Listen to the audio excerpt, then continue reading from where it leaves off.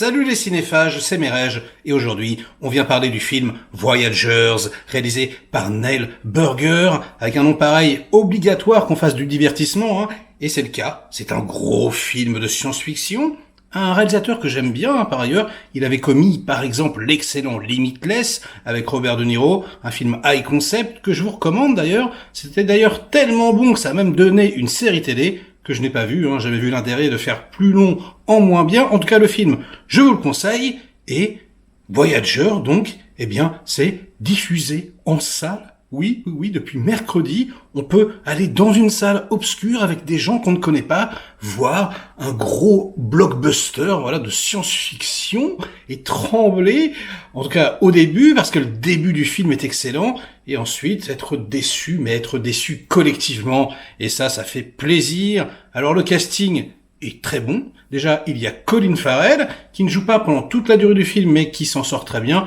Moi, personnellement, je l'adore. Il y a également Ty Sheridan, qu'on a découvert dans Tree of Life de Malik. Puis ensuite, voilà, il a fait Joe, par exemple, avec Nicolas Cage, X-Men. Et puis, dernièrement, Ready Player One. C'est un comédien que j'aime beaucoup. Il a du charisme. Nous avons également la fille de Johnny Depp et Vanessa Paradis, Lily Rose Depp, qui joue comme un balai à chiottes, hein, comme d'habitude. Mais bon, elle est encore jeune, hein, on verra plus tard. Et puis, nous avons également le comédien qui jouait dans Dunkerque, qui s'appelle Fionn Whitehead. Et effectivement, dans ce film, il a une tête de fion, on peut vraiment le dire. Donc voilà, il y a vraiment, entre le nom des acteurs, le nom des réalisateurs et ce que ça raconte, eh bien, des corrélations qu'on peut faire. Voilà, des petits jeux de mots qui sont finalement assez drôles, puisqu'ils prennent tout leur sens ici. Et Voyagers, qu'est-ce que ça raconte? Eh bien, c'est une sorte de mix entre deux romans, Sa Majesté des Mouches d'un côté, et de l'autre, La Stratégie Ender, qui avait d'ailleurs donné un film de science-fiction avec Harrison Ford, qui était sympathique, franchement, même si ça trahissait un peu l'esprit du roman, c'était quand même assez cool et bien fait. Et donc, on se retrouve devant quelque chose de très agréable, ma foi. La direction artistique, globalement, est excellente. C'est très très bien filmé, les cadres sont beaux, les effets spéciaux sont invisibles, et franchement, ouais, ils sont assez subtils, je veux dire, c'est pas tape à l'œil ou c'est pas série B, il y a quelque chose d'assez agréable, une atmosphère, j'ai envie de dire, qui se dégage, et du coup, ouais, la pupille, franchement, elle est contente, on se dit, ah ouais, ça commence bien, le rythme, en plus, prend son temps. Au début, j'aime bien, Colin Farrell est introduit comme ça, un peu comme le capitaine d'un vaisseau spatial qui doit s'en aller pour aller coloniser une planète extrêmement loin de la Terre qui se meurt. Et, eh bien, le problème, on va dire, hein, c'est tout, on va dire, le sel du film, c'est qu'ils vont mettre 84 ans pour y aller. Et donc, du coup, ils élèvent sur Terre, à huis clos, des garçons et des filles qui ne voient jamais le monde extérieur, qui seront ensuite placés directement dans la fusée pour se reproduire, avoir des enfants, puis des petits-enfants, et enfin voilà, les petits-enfants découvriront la planète. Donc eux, ils sont dans une position délicate, hein. Déjà, ils n'ont jamais vu le monde extérieur, et puis en plus, ils vont mourir dans le vaisseau, ce qui est un petit peu tragique, vous en conviendrez.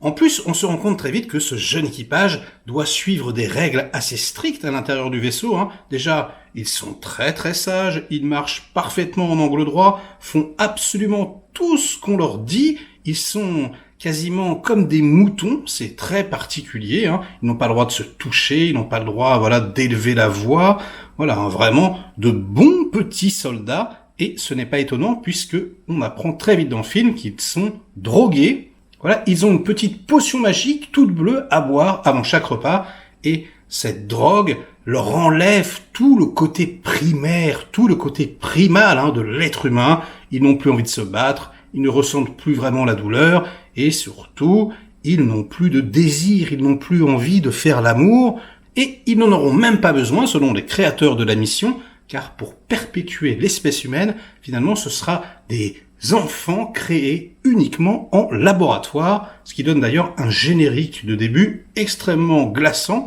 et extrêmement beau graphiquement.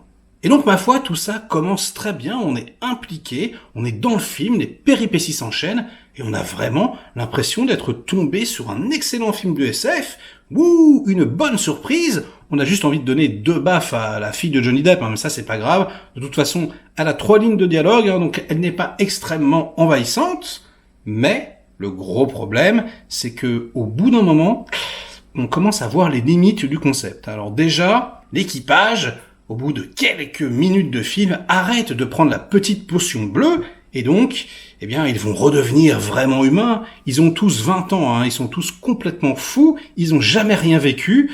Donc waouh, ils vont avoir les yeux exorbités, ils vont avoir envie de se battre, ils vont avoir envie de courir, ils vont avoir envie de faire l'amour comme ça. Oh là là, on peut plus les retenir, ça devient le chaos total, l'anarchie. Et même si, comme dans Sa Majesté des Mouches, ils essayent d'établir des règles, ils vont choisir un capitaine par exemple, eh bien rien n'y fait. Il y a des confrontations, il y a des jalousies, il y a de la violence. Le grand méchant va se révéler, le grand gentil aussi. Boum, confrontation. Il y a en plus une histoire d'aliens. C'est très étrange. Ils entendent du bruit. Qu'est-ce que c'est que ça? Allez, je ne vais pas spoiler plus que ça. Mais c'est à partir de ce moment-là qu'on se rend compte vraiment que la réalisation de Neil Burger part un peu en vrille, hein. Déjà, comment est symboliser le fait qu'il retourne à l'état primal? Eh bien, on voit des images d'archives, des images de films, des images de guerre, comme ça. Alors, ils sont censés les voir plus ou moins sur des écrans. Mais franchement, ouais, on dirait un peu des images de clips MTV. Il manque plus que la musique. C'est pas forcément une très bonne idée. C'est vraiment extrêmement cliché. Et surtout, le troisième acte, voilà, quand tout s'effondre, c'est n'importe quoi, mais ça vire vraiment à la série B toute pourrie. Ils se retrouvent avec des armes en plastoc, etc. Waouh, les acteurs commencent à être complètement en roue libre. C'est d'ailleurs assez surprenant, hein. C'est beaucoup moins inspiré que la première partie, comme si, franchement, ça m'a fait l'effet 4 Fantastiques, hein, l'effet Richotte. C'est très bizarre, hein. Et ouais, ça tombe à plat, le soufflet retombe comme ça. Et du coup, tout l'enthousiasme qu'on pouvait avoir au début se retrouve dans les chaussures. Et nous, on est là, on fait oh non, oh là là, c'est vraiment dur de finir un film, hein. C'est vrai que il faut commencer par la fin, limite, hein. Si on n'a pas une fin en béton, c'est vraiment problématique. Un film moyen avec une fin exceptionnelle, on va trouver ça super. Et un film très bon avec une fin pourrie, on va rester sur le sentiment de pourri. Et donc, je me retrouve confronté à une problématique vis-à-vis de vous. Est-ce que je dois vous encourager à voir ce film, ou est-ce que je dois vous demander de rester chez vous? Bon, avec ce qu'il y a dans les salles en ce moment, si vous êtes fan de science-fiction, allez-y, hein. Mais sinon, franchement, non, restez chez vous, découvrez-le en VOD ou sur Netflix plus tard. Vraiment, non, le soufflet est trop dégonflé à la fin pour que je puisse vous le recommander. Mais bon, je n'ai pas boudé mon plaisir. Pendant 1 heure, en tout cas, j'avais vraiment l'impression d'être dans les étoiles. Ça m'a fait hyper du bien. Et voilà, hein, c'est tout ce que je peux vous dire sur ce film. Sinon, je vais spoiler et ça ne sert à rien. J'ai pas envie de vous gâcher le plaisir. Mais sachez que c'est quand même une grosse déception en ce qui me concerne. En tout cas, ce sera tout pour aujourd'hui. Likez cette vidéo si elle vous a plu. Délikez-la sinon. Inondez-moi de commentaires pour faire marcher le petit robot YouTube, comme d'habitude, hein. Si vous êtes allé le voir, eh bien, on en discute. Et nous, on se dit à très vite pour de prochaines aventures. Ciao!